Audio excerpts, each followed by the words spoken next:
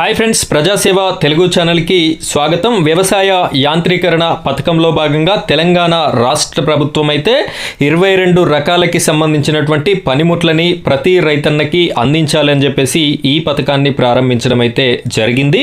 ఇందులో భాగంగా ట్రాక్టర్లు, power weeders, power tillers, battery sprayer, rotovator, నాగన్లు ఇలాంటి పలు రకాల పనిముట్లయితే ఉండడం జరిగింది. అయితే దీనికి సంబంధించి మనం ఏ విధంగా దరఖాస్తు పెట్టుకోవాలి, దరఖాస్తు పెట్టుకునేటటువంటి సమయంలో మనకు ఉండాల్సినటువంటి డాక్యుమెంట్స్ ఏమేమి ఉండాలి అనేటటువంటి పూర్తి వివరాలని ఈ వీడియోలో అందిస్తాను. వీడియో చూస్తున్నటువంటి ప్రతి ఒక్కరు వీడియోని లైక్ చేయండి. ఆ తర్వాత వచ్చే హైప్ పాయింట్స్ మీద క్లిక్ చేసి హైప్ పాయింట్స్ కూడా ఇస్తారని కోరుకుంటున్నాను. ఇంకా మన ఛానల్ని సబ్స్క్రైబ్ చేయనట్టయితే ఇలాంటి యూస్ఫుల్ టాపిక్స్ అన్నీ మీ వరకు నోటిఫికేషన్ రూపంలో రావడం కోసం మన ఛానల్ని సబ్స్క్రైబ్ చేసుకొని సపోర్ట్ చేయండి. ఇక మనం వీడియో టాపిక్లోకి వెళ్ళిపోయినట్టయితే ఇక్కడ చూసినట్టయితే కార్మిక శాఖ మంత్రి చెన్నూరు ఎమ్మెల్యే గారైతే ఈ యొక్క యూనిట్లని, ఈ పనిముట్లనైతే మొన్న జరిగినటువంటి కాన్స్టిట్యున్సీ పర్యటనలో భాగంగా రైతన్నలకైతే అందించడం జరిగింది. సో ఇదే విధంగా ప్రతి నియోజకవర్గంలో, ప్రతి జిల్లాలో, ప్రతి మండలంలో కూడా ఈ యొక్క పర్యటన అనేది జరుగుతుంది.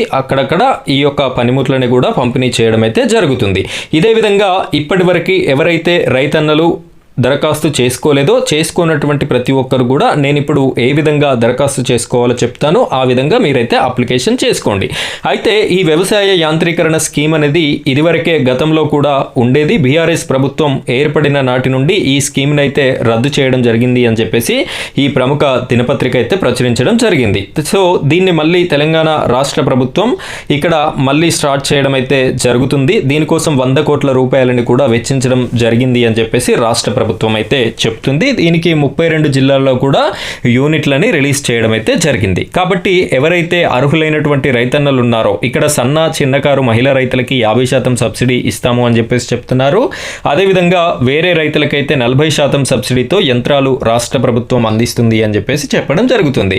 కాబట్టి మీకు ఎవరికైతే ఈ పనిముట్లు కావాలి అనుకుంటున్నారో వారు ఏ విధంగా అప్లికేషన్ చేయాలి అంటే, ఈ వ్యవసాయ యాంత్రీకరణ స్కీమ్కి సంబంధించి ఒక అప్లికేషన్ ఫారం అనేది ఉంటుంది. ఆ అప్లికేషన్ ఫారం మీరు బయట జిరాక్స్ సెంటర్లో కూడా దొరుకుతుంది. లేదు అంటే మీ మండల కేంద్రంలో ఏఈఓ గారు అయితే ఉంటారు, అగ్రికల్చర్ ఆఫీసర్ అని చెప్పేసి. సో మీరు వారిని సంప్రదించినట్టయితే మీ మండల కేంద్రంలో ఎన్ని యూనిట్లు శాంక్షన్ అయ్యాయి, అందులో ఏ యూనిట్స్ అనేది ఉన్నాయి అనేటటువంటి పూర్తి వివరాలని తెలియజేయడంతో పాటుగా ఈ అప్లికేషన్ ఫారం అయితే ఇస్తారు. అప్లికేషన్ ఫారంని పూర్తిగా నింపి మీకు ఏ యూనిట్ కావాలో కూడా అందులో డీటెయిల్స్ అయితే ఉంటాయి.